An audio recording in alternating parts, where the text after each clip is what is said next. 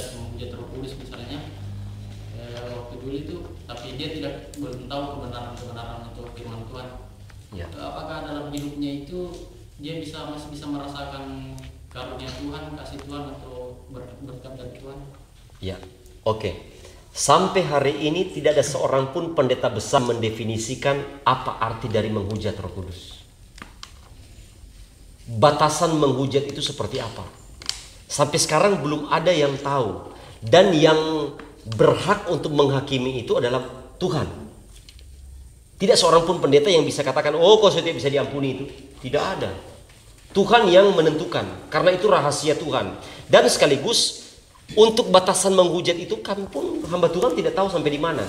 Karena waktu lalu Ananias dan Safira saja dia bukan ditulis menghujat, mendustai Roh Kudus. Maaf teh. Iya kan? Ananias dan Safira tanpa pengampunan langsung game dua-dua, game over. Pertama istrinya, suaminya, semuanya habis. Innalillahi, habis semua. Memang tidak ada pertobatan, tidak ada pengampunan.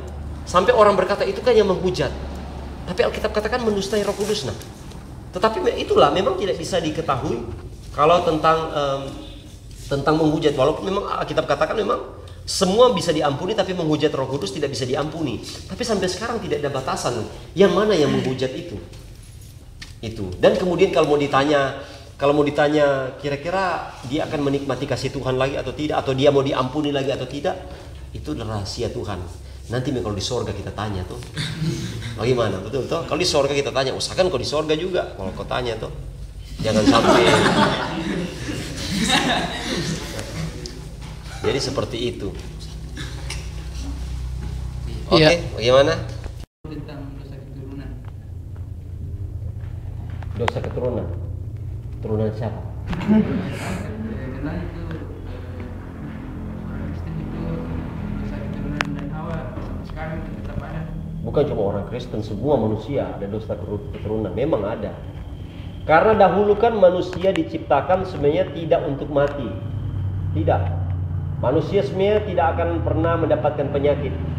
Manusia tidak perlu untuk berjeripaya mencari, tidak perlu ke sekolah-sekolah sebenarnya, buang-buang uang banyak setengah mati mendaftar di ATS dan sebagainya, capek-capek ke sekolah karena untuk dapat pekerjaan dan dapat uang. Dulu sudah tidak. Adam dan Hawa semua di Taman Eden fasilitas lengkap.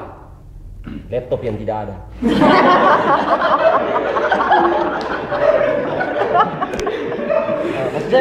Maksudnya begini, semua mereka bisa nikmati, semuanya bisa dinikmati. Tapi ketika mereka jatuh dalam dosa, ada 4 kutuk. Ada 4 kutuk. Kutuk yang pertama itu diberikan kepada ular. Kamu akan berjalan dengan perut dan debu tanah adalah makananmu. Itu ular. Itu kutuk yang pertama. Kutuk yang kedua diberikan kepada tanah. Kamu akan mengeluarkan onak dan duri. Itu kutuk kepada tanah. Dan akan ada kegersangan. Jadi sampai orang harus perlu pupuk dan sebagainya sekarang ini. Yang ketiga kutuk kepada laki-laki.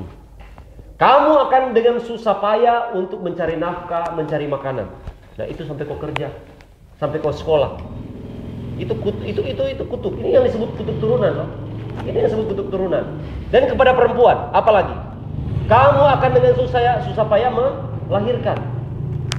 Tapi kamu akan suka-suka terus juga. Karena kita bilang, walaupun kamu susah melahirkan, kamu kan tetap birahi. Maaf ya, kamu sudah dewasa semua kan? Kamu kan tetap birahi sama suamimu. Walaupun ketika mau melahirkan pertama kali, aduh jangan lagi. Di tahun depan, boom.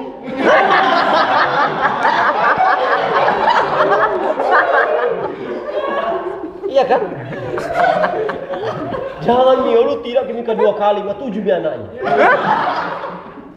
Karena memang kesakitan itu menjadi itu yang disebut dengan dosa turunan. Itu hukuman turunan karena dosa turunan. Tapi Alkitab bilang dalam Galatia bahwa salib Kristus sudah memutuskan kutuk itu. Artinya begini, bagi orang percaya memang kau kerja, tapi kau akan diberikan kelimpahan oleh Tuhan. Kau bukan menjadi ekor tapi kepala, bukan turun tapi naik, bukan di bawah tapi di atas. Itu semua janji Tuhan. Tuhan berikan kelimpahan.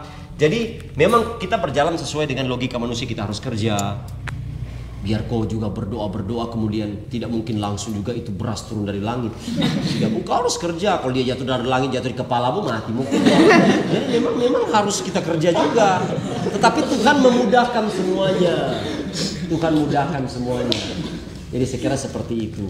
Nah, artinya itulah disebut dengan dosa turunan. Nah, kalau sudah ada dosa turunan, jangan lagi ke dosa naikan. Artinya begini, jangan lagi kau bikin dosa lagi. Cukuplah itu dosa, kita sudah minta pengampunan sama Tuhan. Tuhan Yesus sudah bebaskan kita di kayu salib. Jangan lagi kita buat dosa. Kita jadi anak-anak muda yang takut Tuhan. Jadi saya kira itu. Oke. Cukup ya? Cukup. Cukup saya pikir. Saya kembali